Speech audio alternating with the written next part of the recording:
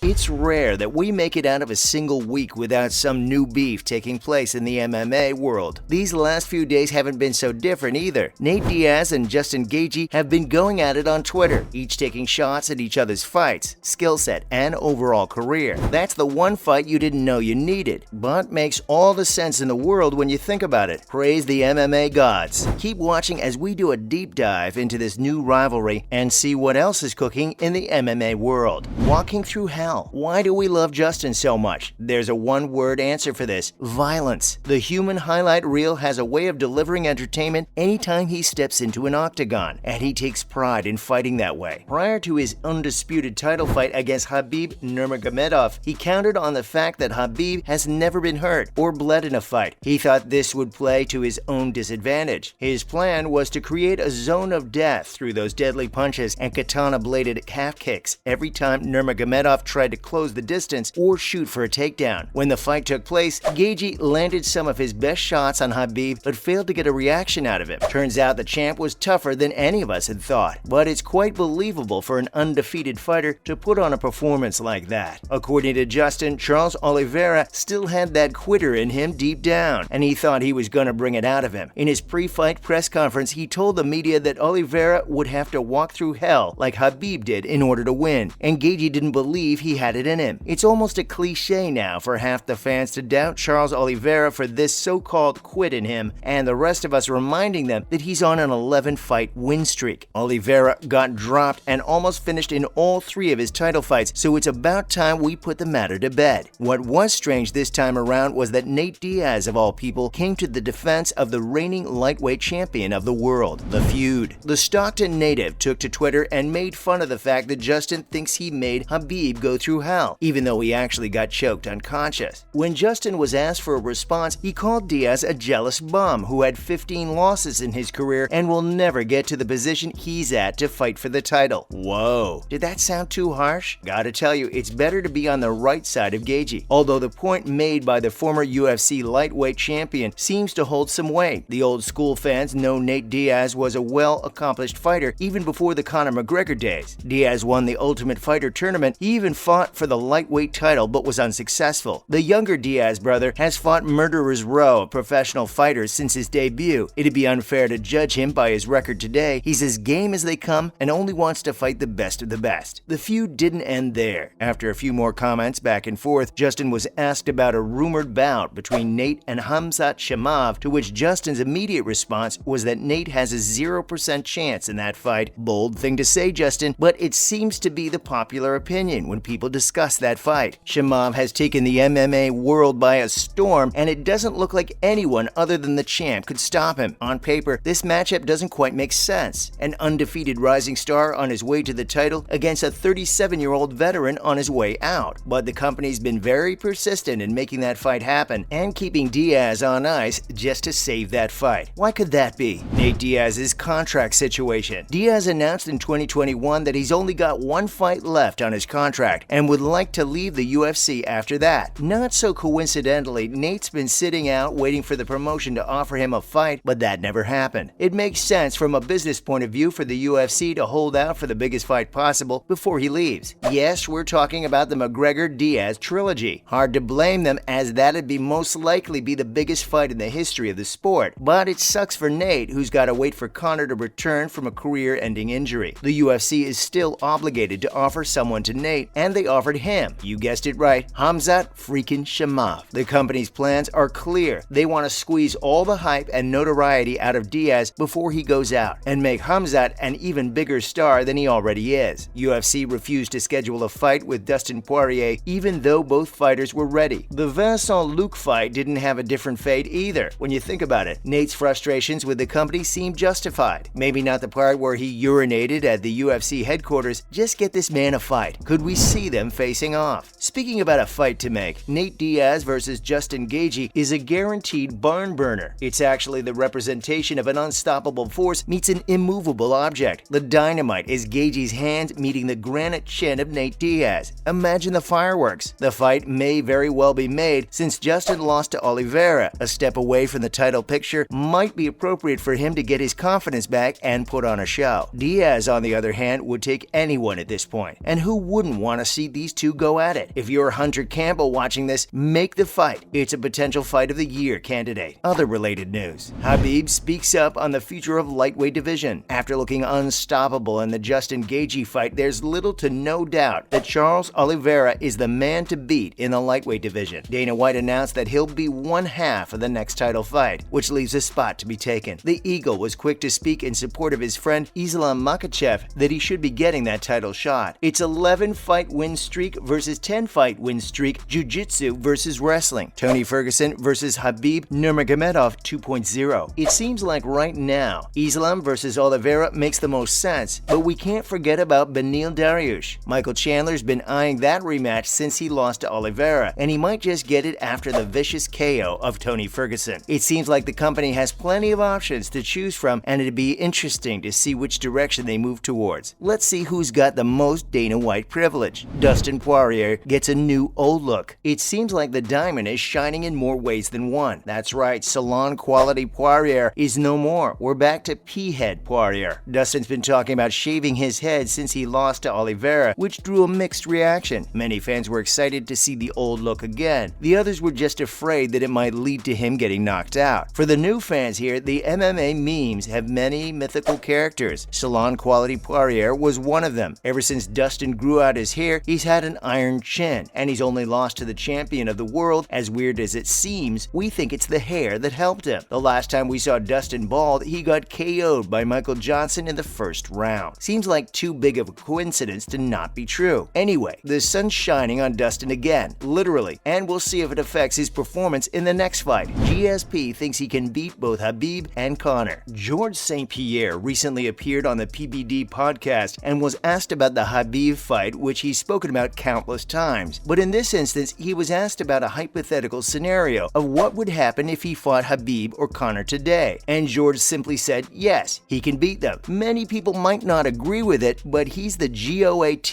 If anybody can do it, it's him. Georges spoke about motivation and how it affects your preparation going into a fight, and how a camp takes 2 months of your life away from you. The former two-weight world champion doesn't want to go through that again under no circumstances. He's retired and wouldn't be back even for a $100 million, which, as hard as it may be to believe, for a man of George's principles isn't a big deal. What do you think would happen if a fight took place between two of the greatest athletes to ever compete in the UFC? That's a wrap for this video. Whose side are you on in this Twitter feud? Let us know in the comments below. Make sure to give this video a thumbs up and subscribe to our channel for more videos like this. See you in the next one.